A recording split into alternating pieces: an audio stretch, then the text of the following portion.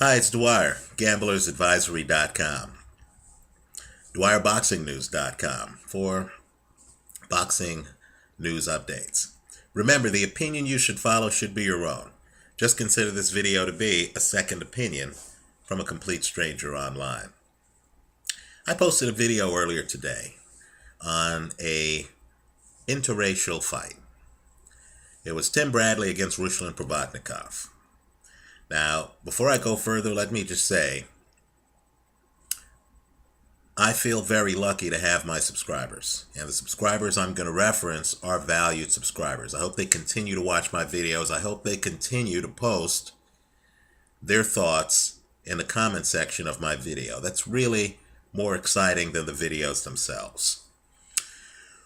Well, one of my subscribers posted a video saying that Bradley was being mistreated by the press, that Bradley fought a Mexican warrior style, and that had Bradley been Mexican,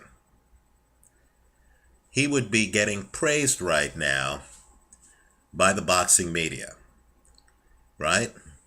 But since Bradley is black, the stories talk about how he fought a bad fight and got hit way too much, right? Other subscribers agreed with the comments. I've written my response to the comments in the comment section of the video. I encourage everyone to give it a look.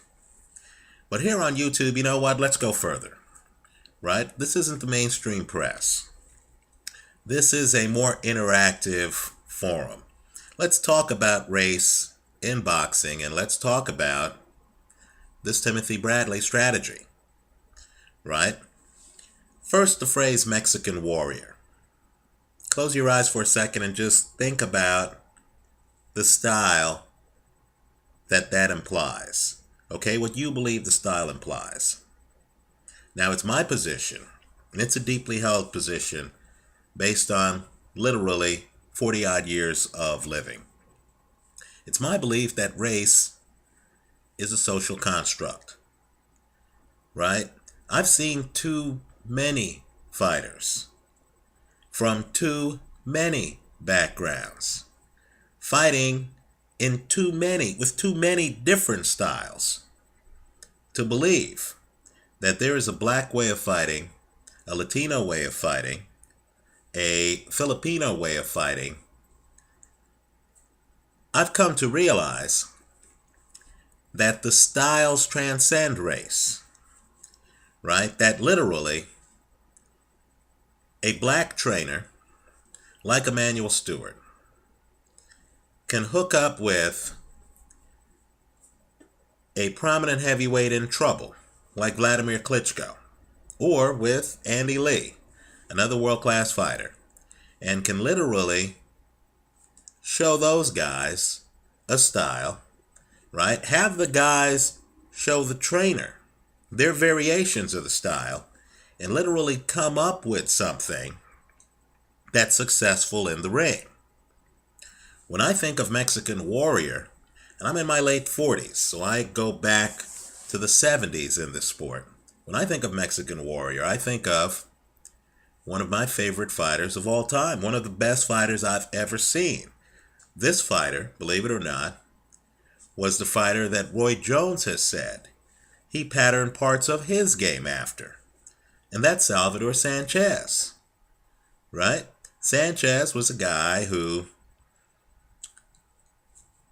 didn't get hit that much in the ring, rolled with punches, used movement, operated behind a jab.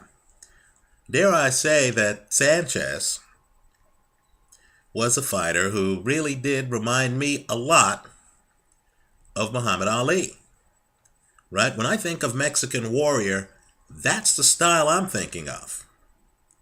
Let me just say, the Bradley fight is the perfect platform to talk about race because, of course, Bradley comes out sticking and moving, rolling with punches, clever counterpunching, just like Sanchez would have for the first 90 seconds of the fight. Then Bradley starts slugging it out.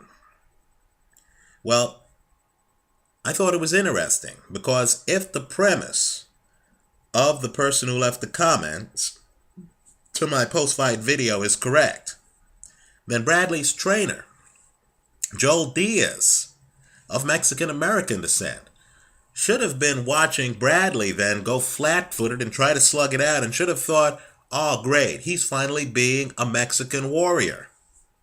Quite the opposite happened. There's a moment in this fight where Diaz is so tired of seeing Bradley try to fight flat-footed that Diaz tells him, if you don't follow what I'm telling you, I'm going to stop the fight. Right? The point is this. In the Mexican/Mexican-American community, there are many fight styles. When we say Mexican warrior, we could be referring to Salvador Sanchez's fight style, Antonio Margarito's fight style, Julio Cesar Chavez's fight style, Juan Manuel Marquez's fight style, and they're very different. And all four of those guys really had moments of greatness in their careers. Right? So, just like it would be simplistic to say, oh, he fights a black fight style, knowing that while the black community had Ali and Sugar Ray Robinson, it also had Joe Frazier and Mike Tyson, right? Guys who didn't stay outside behind a jab. Guys who came inside with hooks, big left hooks. Guys who would rip up your rib cage inside. Guys who themselves would get flat-footed and not dance. Just like it would be ridiculous with that diversity in the black community to say, oh, he fights a black style. I believe it's ridiculous to look at a fighter and say, oh, he fights a Mexican style. Right? I believe it would be ridiculous to look at a fighter and say, he fights a Ukrainian style. Given that just in the Klitschko family, Vladimir Klitschko fights a different style than Vitaly Klitschko. Just look at their defense. Vladimir has his hands up. Vitaly often drops his hands and just rolls with punches, even when he's fighting Chris Arreola. Right? And so understand, the styles have no color. And understand, I truly do believe that styles make fights. Knowing that a guy is Mexican, Puerto Rican, Argentinian, Russian, Ukrainian, Canadian, doesn't tell me much. I actually have to see the guy in the ring. Right? I actually have to see what the guy is doing in the ring. Right? I have to see what he and his trainer and his team are trying to accomplish in the ring. You know, another great example. What's a Filipino style? Is it Manny Pacquiao moving around the ring, high volume, fast hands, punches in bunches? Or is it Nonito Donaire, another world champ, who lately has had decreased volume, who's in the ring slowly playing a chess game, hoping to set you up for a left hook? Both of these guys are great fighters of Filipino descent. Right? Both of these guys are part of Filipino heritage when it comes to boxing.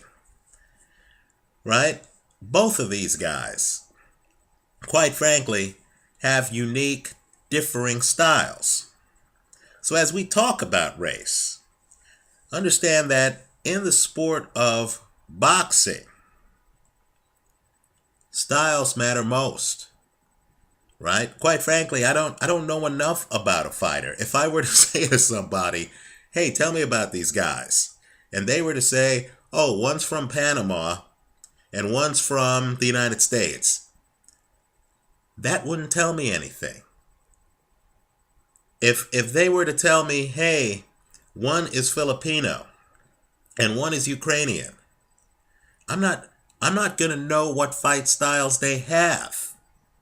Right? If they say, oh, he fights like a Mexican warrior, does that mean he fights like Salvador Sanchez, or does that mean he fights like Julio Cesar Chavez? Both of those guys are Hall of Famers. right? And so, as we discuss race, understand that you can't predict the style of a fighter just by the skin color of the fighter. Now, what is a fair conversation? Right? And I believe it's a real conversation. Is whether the media treats fighters of different skin colors the same. But understand that's very different than claiming that someone's fighting like a Mexican warrior. Right? I would say that to suggest that someone's fighting like a Mexican warrior, someone's fighting like a black fighter, right? I would make the argument that that's too racial for me, right? I would say that that's racist, right? But if someone wants to say that this black fighter's not getting a fair shake from the press, or this Latino fighter is being overlooked because he's Latino and doesn't speak English, so he's being overlooked by the American press, or even that this guy looks different than other African Americans or other Latinos, and for that reason he's getting an inordinate amount of press coverage. To me, that's a fair dialogue, but that's very different than saying, oh, he fights like a Ukrainian warrior. He fights like a Russian warrior, right? I just think the styles are too mixed to make statements like that, right? Let me hear from you. That's my 2 cents worth. This is the net, right? We get to be interactive in a way that they can't on TV. We get to be a little bit more edgy than the corporate sponsored world allows the mainstream media to be. Let me hear from you. Just understand that I'm extremely grateful for the comments left for me on YouTube, even comments I disagree with, and for the ongoing dialogue. Let's continue the dialogue. Hope you visit us too at DwyerBoxingNews.com and Gamblers Advisory. Thanks for stopping by.